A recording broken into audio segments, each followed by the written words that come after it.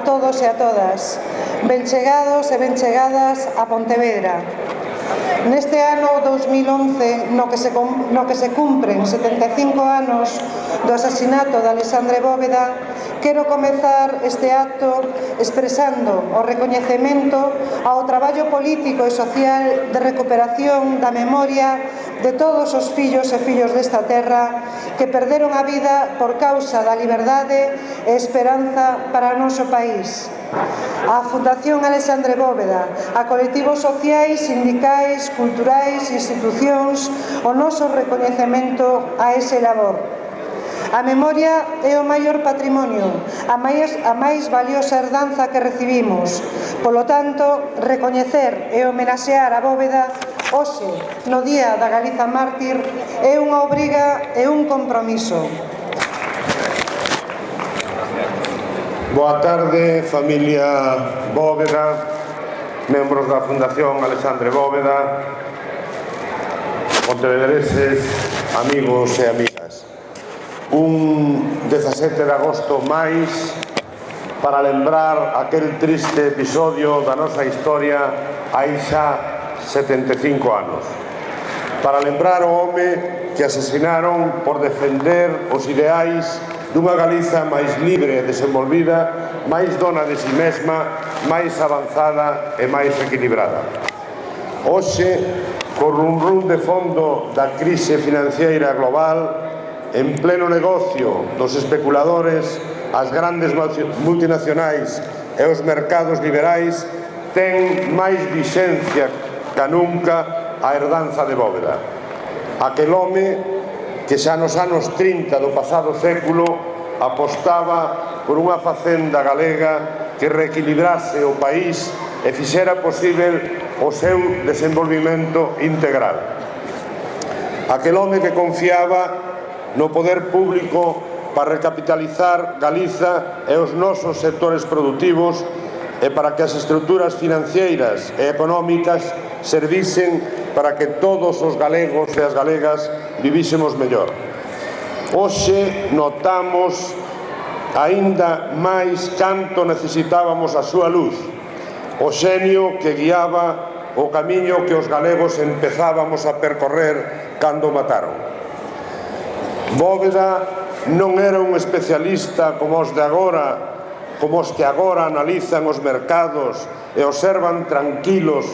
como están a desfaragullar a economía galega, convertendo todo nun negocio do que extraer beneficios, nunha incesante espiral de avaricia e acumulación de capital nunhas poucas mans,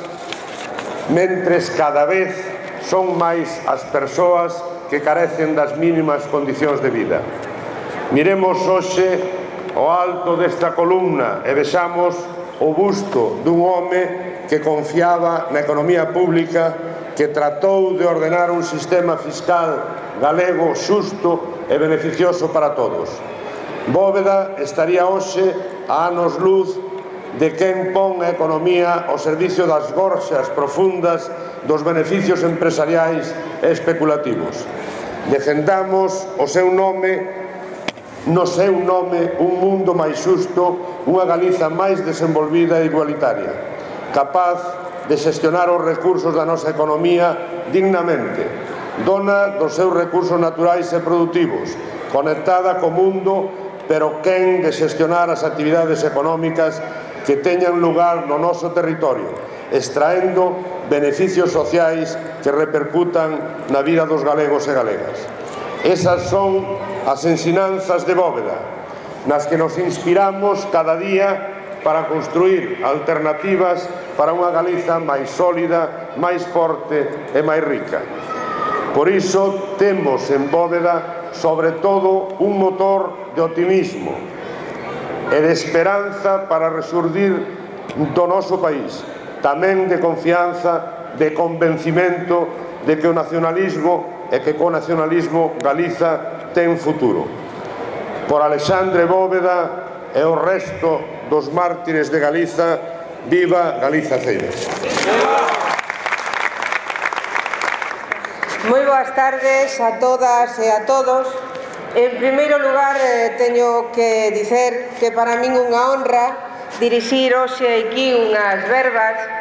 nun acto no que teño asistido desde o primeiro día que se instalou o Día de Galicia Marte en honra de Alexandre Bóveda, pero tamén de todas aquelas persoas que morreron por estes mesmos ideais. E tamén é verdade que sempre nos atopamos aquí moitas das persoas que hoxe estamos non para celebrar a morte dos compañeiros que quedaron no camiño, senón xustamente para todo o contrario, para recoller deses ideais polos que morreron a semente necesaria que faga posible que o nacionalismo e que está a facer posible que o nacionalismo siga vivo e que adquiramos tamén o compromiso de que na responsabilidade nosa, na nosa responsabilidade está que o nacionalismo siga vivo tamén no futuro. É importante nun día como hoxe porque cando o Consello Comarcal, a quen lle agradezo moito, me invitou a estar aquí, preocupoume o que hoxe podería decir tendo en conta os tempos tan convulsos que estamos a viver, convulsos nos diferentes contextos, no internacional, no europeo, no estatal, no nacional, é dicir, tempos que ademais as cousas móvense con unha vertixe que a veces nos obriga a tomar decisións que non pensábamos que tiñamos que tomala con tanta urxencia. Unha situación que desde o meu punto de vista nos exixe aos nacionalistas quizáis un maior compromiso e responsabilidade que noutros tempos, porque é un momento no que a nivel económico, social e político se deciden cousas das cais o nacionalismo non pode estar alleas, pero tamén que os nacionalistas temos que ter claro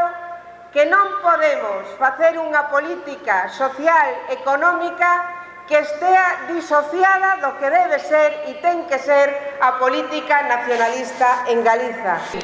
Os acordos de 1930 entre Castelao, Otero Pedrallo e Casares Quiroga, republicanos, agraristas e nacionalistas, que fixeron posible a unidade que nos permitira tamén afrontar naquela época un papel sobranceiro.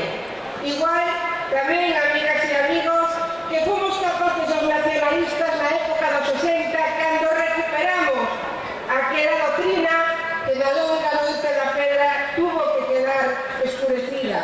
E tamén fomos capaces no bloque nacionalista galego cando no ano 1982 conseguimos esa unidade que o noso país exixía para poder camiñar cara, efectivamente, a non só sermos nacionalistas, sino a estarmos como nacionalistas na sociedade, nas institucións e nos gobernos e, polo tanto, desde esa posición ir transformando a nosa sociedade e facendo posible que a reivindicación nacionalistas se fora logrando. Seguramente, se non fósemos capaces de, con nosa labor, ir transformando a sociedade, non teríamos hoxe, aínda con dificultades que temos, aquelas cousas que non son propias, tanto a lingua como a cultura, como as nosas características en xerais e que son justamente aquelas que nos fan nación. Por iso creo que estamos transformando desde o punto de vista de que Galiza siga aparecendo no mosaico universal de nacións e que ao mesmo tempo tamén desde o punto de vista político e social estamos transformando a sociedade. E non só como que podemos ver nunha cidade gobernada desde hai tantos anos polo bloque nacionalista galego, o que podemos ver aquí en Pontevedra, sino que podemos ver en moitas cousas que se fan no noso país onde gobernamos e tamén cando estamos na oposición. Nestes tempos de problemas económicos e de políticas neoliberais, ultraliberais ou como queramos definir xa o que está facendo neste momento os poderes económicos con o beneplácito ou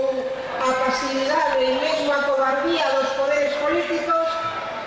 resulta que temos que ser tamén conscientes de que o BNG até na oposición está a facer políticas transformadoras, porque non só estamos criticando o que os poderes políticos subyugados polos poderes económicos está facendo, sino que estamos tamén dando alternativas alternativas, como no seu momento Alexandre Bóveda de cando creou tamén a súa propia posición político-fiscal do nacionalismo. E o Bloque Nacionalista Galego, tanto no Parlamento de Galicia como no Parlamento ou as Cortes Xerais do Estado Español, presentamos tamén alternativas que, dito sexa de paso, non foron o millor moi trasladadas á sociedade, porque os medios están na situación en que están, pero foron as voces que fixeron posible que moitas cousas non foran peor do que son, e fixeron posible, ademais, que se tuveran que retomar cuestións que, aínda que parezcan pequenas, é a forma de irnos facendo esa transformación que a veces non é tanto o cambio daquelo que queremos, sino eses pequenos feitos que fan posible que pasarinamente o cambio se faga posible. E nestes últimos acordos da Unión Europea en relación coa crise podemos ver como están a falar de alternativas que do nacionalismo demos, como están a falar de cuestións que no seu momento desde o nacionalismo tamén propusemos. Evidentemente non os van levar a cabo, pero tamén evidentemente podemos valorar como positivo a valoración do propio Bloque Nacionalista Galego cando se creou o euro, cando se creou a Unión Europea e, sobre todo, cando fixemos a campaña fronte ao que era a Constitución Europea, que xa falábamos de todos estes problemas. E hoxe, máis que os entes do Bloque Nacionalista Galego, hai outros que tamén falan desas mesmas cuestións. Por eso, amigas e amigos,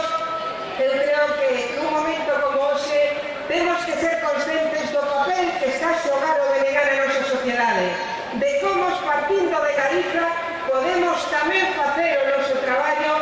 nese, digamos, mundo no que hoxe se están a decidir as cousas. E para rematar, seguindo a mesma línea que estou comentando, dicer algo que a mí me parece moi importante e que, como dixen antes, en outros momentos os nacionalistas foron capaces de conseguir. Referíame antes dos acordos entre Castelao, Otero Pedrallo e Casares Quiroga. Hoxe, e cando digo hoxe non me refiro a un tempo indeterminado, sino a hoxe e daqui ao 20 de novembro, temos unha ausencia tremenda na Galiza e no nacionalismo de conseguir acordos como os que acabo de comentar. Porque o 20 de novembro, amigos e amigas, non só se xoga que o BNG pase de dúas persoas que o representan as Cortes Xerais a 4, que se o facemos ben pode ser, pero se non o facemos ben, tamén pode ser que pasemos de 2 a 0. E iso non é o problema. Non é que vayamos só a ter ou non ter voz nas institucións do Estado, que xa